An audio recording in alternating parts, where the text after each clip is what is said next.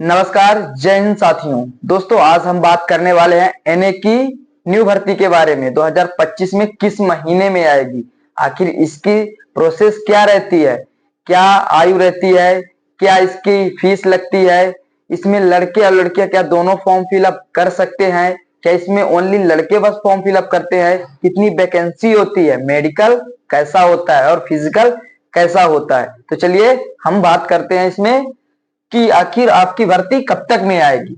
NA nursing assistant भर्ती 2025, इसमें only आपके बॉयज यानी लड़के बस ओनली फॉर्म इसमें फिलअप करते हैं।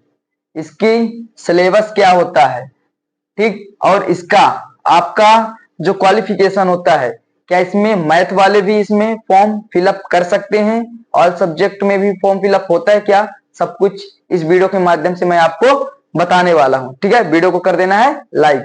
तो चलिए, फीस इसकी कितनी होती है, मात्र 250 रुपए फीस इसकी होती है।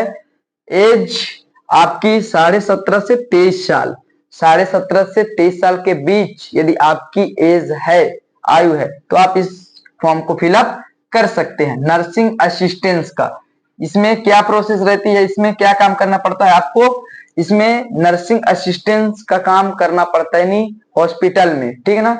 आप इसमें डॉक्टर वगैरह बनेंगे, ठीक है ना, नर्सिंग असिस्टेंस में। क्वालिफिकेशन क्या होता है, 10+2 पास, ओनली साइंस सब्जेक्ट, केवल आप साइंस सब्जेक्ट से हैं तो आप इस फॉर्म को फिलअप कर सकते हैं। और वो भी 50% मार्क्स होने चाहिए, ऑल सब्जेक्ट यानी ऑल विषय को मिलाकर, सारे विषय को मिलाकर 50 मार्क्स सारे विषय में, हर एक विषय में। जैसे केमिस्ट्री में आपका 40%, 40 नंबर से ऊपर होने चाहिए, तब आपको नर्सिंग असिस्टेंस एनए वाली भर्ती में फॉर्म फिलअप करने का मौका दिया जाएगा। ठीक है दोस्तों, तो क्वालिफिकेशन आपको ध्यान रखना है, 10+2 यानी 12वीं पास, ओनली साइंस सब्जेक्ट से। कुछ लोग कमेंट करते हैं क्या मैं मैथ से हूं, इसमें फॉर्म फिलअप कर सकता हूं, जी नहीं, ओनली साइंस सब्जेक्ट से, यानी आप बायोलॉजी से हैं तो आप इस फॉर्म को फिलअप कर सकते हैं। चलिए, अब अप्लाई कब से होने वाला है, ठीक, तो अप्लाई डेट कब से रहेगी, 12 फरवरी, यानी आपके फरवरी सेकंड वीक, यो मान के चलो कि फरवरी के सेकंड वीक या थर्ड वीक से इसकी ऑनलाइन शुरू हो जाती है। जब आपका अग्निवीर जीडी अप्लाई होता है तो साथ में इसकी भी अप्लाई फॉर्म शुरू होते हैं, ठीक है, जीडी ट्रेड्समैन और क्लर्क टेक्निकल, प्लस में आप एनए का भी फॉर्म फिलअप कर सकते हैं। जैसे आपने जीडी का फॉर्म फिलअप कर दिया, आर्मी जीडी अग्निवीर का, तो आप एनए का भी फॉर्म फिलअप कर सकते हैं अलग से, ठीक है ना। चलिए दोस्तों, प्रोसेस क्या होता है इसका, प्रोसेस क्या होता है आपका एनए भर्ती का, तो ऑनलाइन फॉर्म इसमें होते हैं पहले, फिर उसके बाद आपका एग्जाम होता है, फिर उसके बाद आपका पीईटी पीएसटी होता है, यानी फिजिकल एफिशिएंसी टेस्ट होता है, ठीक है, जिसमें आपकी 1600 मीटर रनिंग होती है, हाइट होती है, चेस्ट होती है, सारी चीज में मैं बात करने वाला हूं। तो फिर इसके बाद मेडिकल होता है, फिर फाइनल मेरिट होती है, फिर उसके बाद आपकी ज्वाइनिंग होती है, ठीक है दोस्तों। चलिए, ये तो हो गई आपकी प्रोसेस क्या रहने वाली है, और ये आपका क्वालिफिकेशन क्या रहने वाला है। अब आते हैं हम एग्जाम में, क्योंकि सबसे ज्यादा इंपॉर्टेंट इसका एग्जाम है। जैसा आपको पता है, इसका फिजिकल में नंबर नहीं दिया जाता है, ठीक, एग्जाम क्वालिफाई करोगे जितना अच्छा, आपको उतना ही बेनिफिट होगा सिलेक्शन के लिए, ठीक है दोस्तों। क्योंकि आपको पता है कि फिजिकल 1600 मीटर की रनिंग जो होती है उसमें नंबर नहीं दिए जाते हैं, बीम में भी नंबर नहीं दिए जाते हैं, आपके 200 नंबर के यही होते हैं। और इसमें वैकेंसी भी बहुत कम होती है, स्टेट वाइज भी वैकेंसी, आरओ वाइज भी वैकेंसी जो होती है आपकी कम होती है। जो मान के चलो, जैसे जम्मू एंड कश्मीर में 5 वैकेंसी ऐसी होती है, 4 वैकेंसी, पिछले साल का डाटा ही, ठीक है, 2024 का 5 वैकेंसी थी। तो ऐसे ही रहती है हर एक ईआरओ में, 5 वैकेंसी, 8 वैकेंसी, 2 वैकेंसी, किसी किसी में 1 वैकेंसी। दोस्तों, अच्छा खासा एग्जाम में टारगेट रहेगा, तब आप क्वालिफाई होंगे। तो चलिए, एग्जाम में क्या क्या क्वेश्चन पूछे जाएंगे, किस सब्जेक्ट से। जैसे जीके का आपका क्वेश्चन पूछे जाएगा, ठीक है ना, 10 क्वेश्चन जीके पूछे जाएंगे, और वो भी 40 नंबर के रहने वाले हैं, यानी प्रत्येक क्वेश्चन, हर एक क्वेश्चन 4 नंबर का रहता है, ठीक है, हर एक क्वेश्चन 4 नंबर का रहता है। फिजिक्स में आपका 5 क्वेश्चन पूछे जाएंगे 20 नंबर के। मैथ से आपके 5 क्वेश्चन पूछे जाएंगे 20 मार्क्स से, ठीक। बायोलॉजी 15 क्वेश्चन 60 मार्क्स दिए जाएंगे, 60 नंबर के पूछे जाएंगे, ठीक है ना। 15 क्वेश्चन 60 नंबर मिलेंगे। केमिस्ट्री से 15 क्वेश्चन 60 नंबर मिलेंगे। ओवरऑल आपके 50 क्वेश्चन टोटल पूछे जाएंगे, जिसमें आपको 60 मिनट का समय मिलेगा, यानी 1 घंटे का आपको समय मिलेगा। 60 क्वेश्चन टच करना होगा और 200 नंबर आपको टोटल दिए जाएंगे। प्रत्येक क्वेश्चन 4 गलती पर 1 क्वेश्चन का आंसर काट लिया जाएगा, यानी 1/4 की निगेटिव मार्किंग 0.25, ठीक है। 4 गलती पर 1 सही अंक काट लिया जाएगा। क्लियर यहां तक हुआ। चलिए फिजिकल के बारे में आते हैं हम कि फिजिकल इसका कैसा होगा।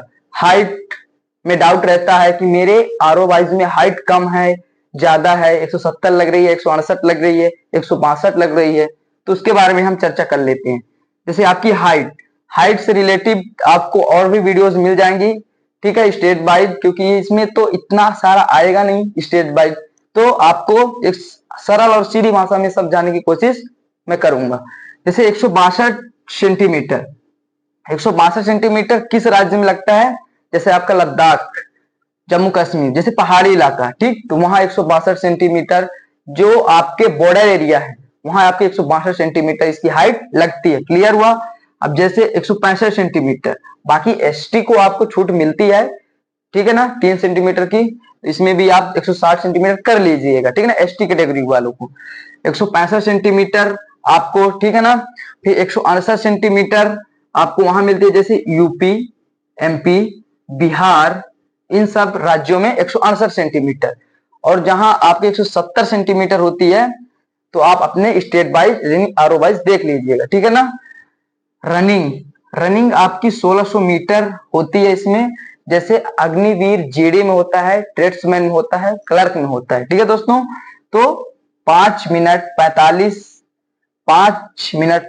सेकंड का समय मिलता है इसमें, ठीक, 1600 मीटर का। और इसके नंबर आपके नहीं दिए जाते, ठीक है ना, सिर्फ ये क्वालिफाई होता है और आपको पूरे समय दिया जाएगा। 1600 मीटर के लिए पूरा समय दिया जाएगा 5:45, ठीक है।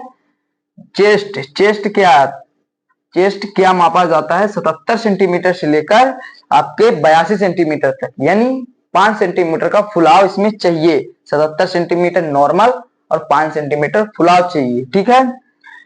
पुलअप्स आपके 10 बीम होगी, जिसमें आपको 9 मार्क्स दिए जाएंगे, नंबर नहीं दिए जाएंगे, ठीक है। 10 इसको क्वालिफाई करना होगा। अब कुछ लोग ये पूछते हैं कि मेरी यदि 8 बीम जाती है तो क्या मैं पास हूं या फेल हूं? ये भी बहुत इंपॉर्टेंट है, क्या मैं पास हूं या फेल हूं? तो आप फेल हो। क्यों? क्योंकि इसमें नंबर नहीं दिए जाती, नंबर सिर्फ आपके एग्जाम बस के जोड़े जाते हैं, ठीक है। फिर इसके बाद आपका गड्ढा होगा, जिग जैग होगा, ठीक है ना। इसमें यदि आप छटते हैं, गड्ढा नहीं कूद पाते हैं, मोटे हैं, हट्टे कट्टे हैं, तो कोई दिक्कत नहीं, 3 टाइम्स दिए जाते हैं। और 9 फीट का गड्ढा होता है, ज्यादा बड़ा भी नहीं होता। 9 फीट, जैसे मैं 5.5 का हूं, 9 फीट 3-4 फीट और जोड़ लो, बस इतना तो हर कोई कूद लेगा, ठीक है ना। जिग जैग ओनली क्वालिफाई, ठीक है दोस्तों। तो ये कोई भी डाउट्स हो आपके मन में तो आप कमेंट बॉक्स में पूछ सकते हैं, हाइट से रिलेटिव, एग्जाम से रिलेटिव, ट्रेनिंग से रिलेटिव, या आपके मन में जैसे क्वालिफिकेशन से रिलेटिव किसी भी चीज से यदि आपको ऐसा लगता है कि मेरे को समझ में नहीं आया, तो आप कमेंट बॉक्स में जरूर पूछ सकते हैं। बाकी आप जीडी, ट्रेडमैन, क्लर्क में यदि फॉर्म फिलअप करेंगे तो आप साथ में एनए का भी फॉर्म आता है, ठीक है ना। फरवरी के लास्ट में अग्निवीर का फॉर्म फिलअप शुरू हो गए, फरवरी के लास्ट में या फरवरी के सेकंड वीक में अग्निवीर के, उसी समय आपके एनए की भी फॉर्म फिलअप शुरू होंगे, तो आप दोनों में फॉर्म फिलअप कर सकते हैं, ठीक। ओनली बॉयज, एनए की भर्ती ओनली लड़के बस देख सकते हैं, लड़कियां नहीं देख सकती, ठीक है ना। लड़कियां जीडी की देख सकती हैं, ठीक है ना, अग्निवीर की। जय हिंद।